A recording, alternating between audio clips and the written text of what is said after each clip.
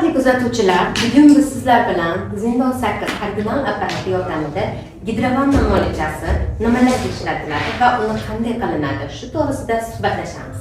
Gidrovanna muolajasini boshlashdan avval mijozimizni qo'lidagi taqinchoqlarni yechib olamiz va xotirjam holatda qo'llarini suvga solishadi. Gidrovanna muolajasini bajarish uchun nasoschalarimizni solamiz va vaqtni belgilaymiz. 10 daqiqaga ikkinchi dasturning ikkinchi to'lqinini belgilaymiz. Tepadan ikkinchi to'lqin harakatga tushadi va boshlash tugmasini bosib, bemorda apparatning ta'sir kuchini ko'tarib boramiz. Bemor yaxshi sezganidan so'ng muolajamizni boshlaymiz. Apparatni vaqtini belgilab olganimizdan so'ng gidrovanna muolajamizni boshlaymiz. Biz oldindan suvni tayyorlab oldik. 36 gradus haroratda to'pog'ini yopadigan darajada suv quyib olamiz va dengiz tuzidan solib, bu dengiz tuzi apparat muolajani ta'sir kuchini ko'p yaxshilab beradi. Shuning uchun dengiz tuzidan solib muolaja qilamiz. Qo'yib oldik. Endi qarang, muolajani boshlashdan oldin bemorga bitta bokalda suv beramiz. Suv ichib turib muolaja oladigan bo'lsa, muolajamizni yana ham effekti yaxshiroq bo'ladi.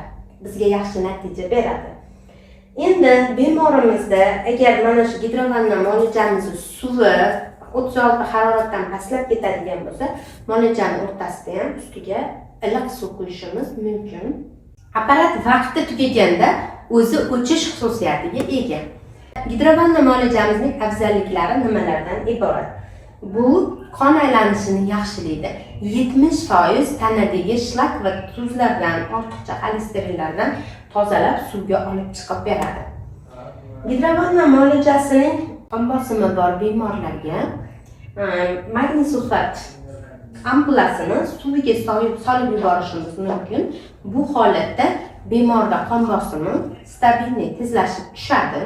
Sizga ko'proq asabiy ayollar keladigan bo'lsa, biz gidrovanna muolajamizni archaning bargini qanatib, archa shoxiga qilamiz. Bu archa shoxiga qilingan vanna bemorni tinchlantiradi, uyqusini yaxshilaydi va bemorning kayfiyatini ko'taradi.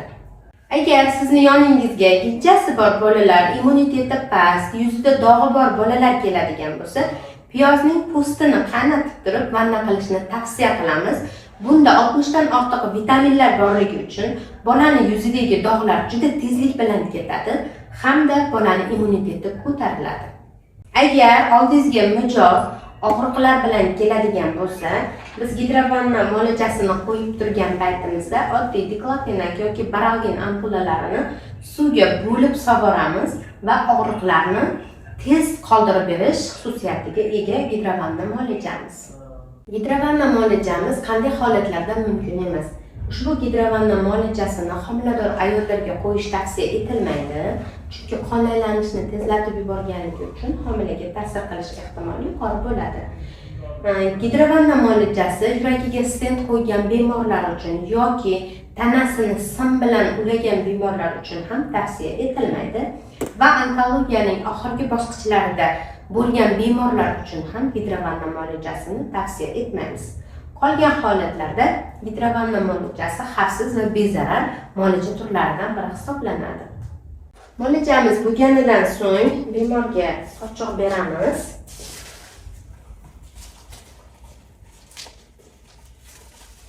Va apparatni olib muolajamizni yakunlaymiz.